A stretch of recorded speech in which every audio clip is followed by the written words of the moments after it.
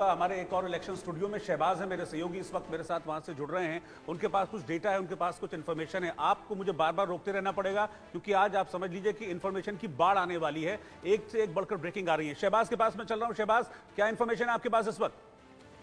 रोहित, देखिए जिस तरीके से इंडिया न्यूज ने इलेक्शन की सबसे बड़ी तैयारी करके रखी है उसका नजर आप देख सकते हैं। इस वक्त हम जहां पर मौजूद हैं, यहां पर इस भव्य स्टूडियो के अंदर मैं आपको दिखाऊंगा पल पल का वो अपडेट जो हम बता रहे हैं अपने जितने भी दर्शक हैं, और जो भी हमारी इंफॉर्मेशन आ रही है उसमें यह बताया जा रहा है कि आगे कौन कौन आगे चल रहा है, कौन पीछे चल रहा है। इस वक्त जो खबर आ रही है कि अरुण गोविल जो है पिछड़ते चले जा रहे हैं, लेकिन वहीं दूसरी तरफ कुछ और फैसला भी आ रहा है। मैं जो अगर हम लद्दाख की बात करें तो लद्दाख का भी जो है नतीजा बहुत जल्दी आएगा, लेकिन मेरठ से सुनीता आगे चल रही है।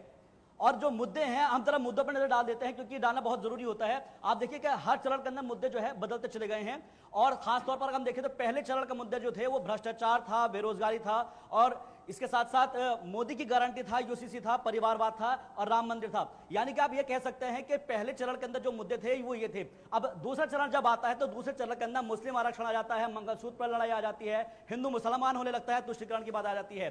तो दूसरे चरण में ये मुद्दे थे, विरासत टैक्स है, पितृद्रोह का बयान आ जाता है, डीप फेक वीडियो हो जाता है, आर्थिक सर्वे आ जाता है। ये तमाम वो मुद्दे थे जो दूसरे चरण में आए। इसके बाद फिर तीसरा चरण आता है, आते आते के साथ तीसरा चरण बदल जाता है, पाकिस्तान, पीओके की वापसी और मुस्लिम आरक्षण की बात यहां पर की जाती है। आते आते यानी कि तीसरे चरण तक मुद्दे सारे बदल जाते हैं। शहजादे है, वोट जिहाद है, पीरजादे है, ये पूरी की पूरी जो घटनाक्रम है वो चलता होता है।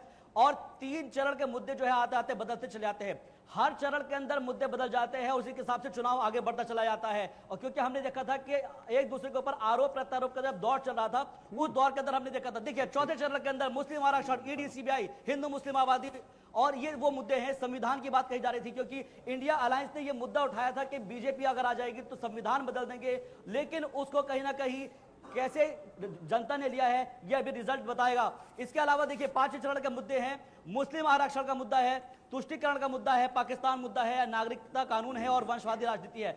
तो रोहित, अलग अलग चरण के अंदर अलग अलग मुद्दे नजर आए हैं।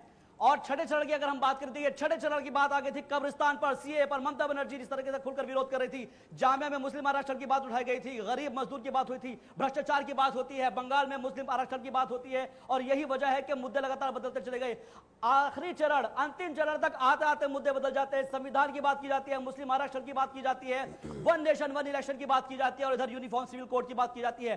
पीओके की वापसी का मुद्दा, यहां तक कि योगी आदित्यनाथ ने 6 महीने के अंदर तारीख के ऐलान भी कर दिया है। सवाल यहां पर यह बनता है कि हर चरण के हर मुद्दे अलग होते चले जाते हैं, और उसके बाद से ही लगातार चरण वाइज के हिसाब से हम देखते हैं यहां पर रोहित कि एक एक करके जो है मतदान आगे बढ़ता जाता है। रोहित, ठीक है, बहुत बहुत शुक्रिया शहबाज आपका इस डेटा को हम तक, हमारे दर्शकों तक पहुंचाने के लिए। 7 चरणों में पहले चरण से लेकर आखिरी चरण तक किस तरीके से जब जब जगह बदलती गई, डेमोग्राफी बदलती गई, मुद्दे कैसे बदलते गए, और वो मुद्दे अब किसके फेवर में जाएंगे वो नतीजे अब से कुछ देर बाद आपको बता देंगे।